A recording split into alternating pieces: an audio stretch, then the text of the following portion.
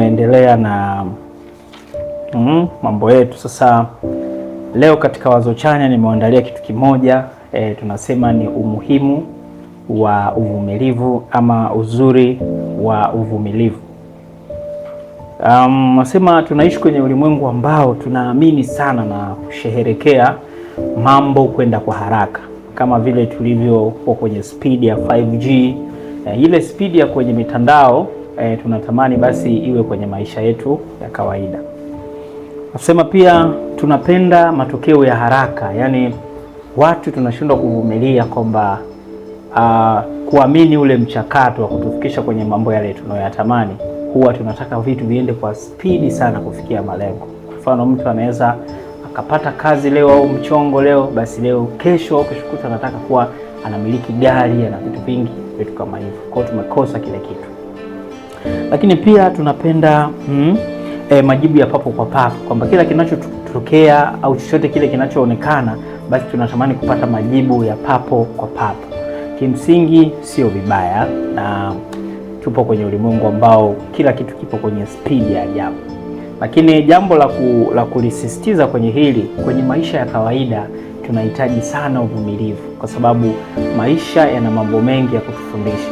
Lakini pia safari kuelekea mafanikio yana vitu vingi, kuna vikwazo vingi, na hii ndiyo maana tunaambiwa tujifunze kuwa na uvumilivu, kwa sababu safari ya kufanikiwa ina mambo mengi ya kuumiza, ina mambo mengi ya kukatisha tamaa, lakini ina mambo mengi sana wakati mwingine ya kuchukiza. Tutasema uvumilivu sio kusubiri bila kufanya chochote. Maana mtu akisema kwamba kuvumilia anafikiri kama kukaa bila kufanya kitu chochote.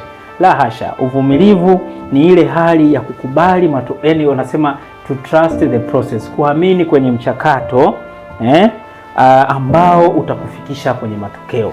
Kwa hiyo unaposema unavumilia, maana yake unakubali kulipa gharama ya mchakato wote ambao utakufikisha kuelekea kwenye kile unachokihitaji.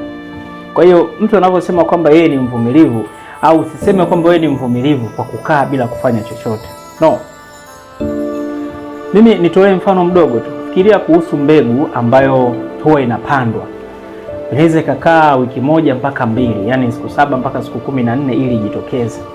Ile inavyokuwa chini mbegu, sio kwamba imelala tu au imestay tu kimya.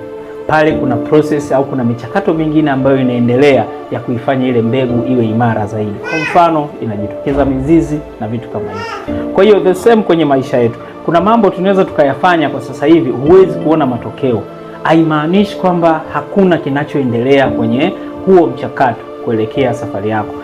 Lakini kuna mambo ambayo yanajitokeza na yanajijenga pasi na wewe kuona matokeo kwa muda huo. Lakini kwa baadaye unaweza ukashangaa mambo yanakuwa vizuri.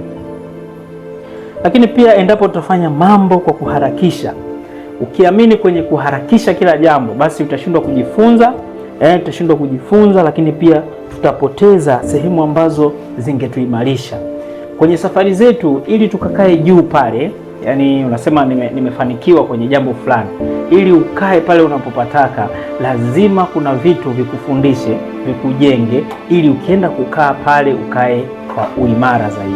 Kwa hiyo haya ndio tunayozungumza, kwamba uvumilivu utakusaidia wewe kujifunza, si ndio? Lakini pia ule uvumilivu utakusaidia wewe kujenga, ili ukikaa kwenye hiyo nafasi yako, basi ukae kwa uimara, isiwe kama sehemu ya kubahatisha, kwamba kuna mchakato uliopitia uliokujenga ili wewe ukawa hapo ulipo. Kwa hiyo leo niliangalia kwa ufupi tu, yani tukumbushane kuhusiana na umuhimu wa kuvumilia. Kwa hiyo kwa kijana yeyote ambaye ana haso, anapambana kwenye jambo fulani, usikate tamaa, pambana. Hata kama uone matokeo, hakikisha unajifunza kila siku. Kuna siku mambo yatakuwa shwari, kwa sababu ulimwengu kuna namna unatoa matokeo kwa kila mmoja, na kila mmoja ana wakati wake. Kwa hiyo kuna muda unaweza ukaforce, lakini wakati wako ni bado. Kwa hiyo tuendelee kuwa wavumilivu na kuwa wastahamilivu, hasa kwenye safari ya maisha. Ni mimi Mwalimu Razak Muba.